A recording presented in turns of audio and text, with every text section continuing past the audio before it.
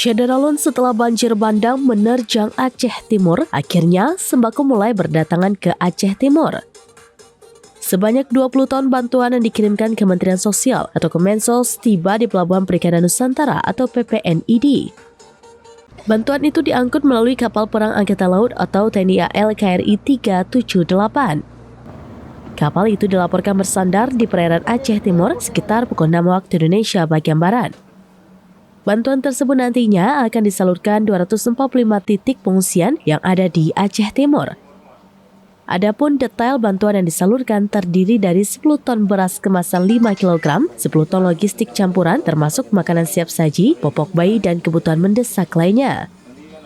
Proses penjemputan bantuan dari KRI 378 terbilang menantang.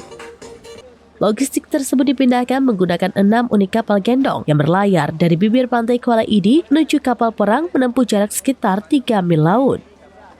Menurut Kadis Sosial Saharani, bantuan sembako ini juga akan diprioritaskan untuk disalurkan ke daerah-daerah yang masih terisolir dan sulit dijangkau, yaitu Simpang Jernih, Serbajadi, dan Penaron. Kehadiran bantuan 20 ton dari Kemensos RI ini diharapkan dapat meringankan beban ribuan warga Aceh Timur yang rumahnya terendam dan kehilangan akses kebutuhan pokok akibat bencana banjir. Dari Aceh Timur, Maulidi Al-Fatah, serambinews.com.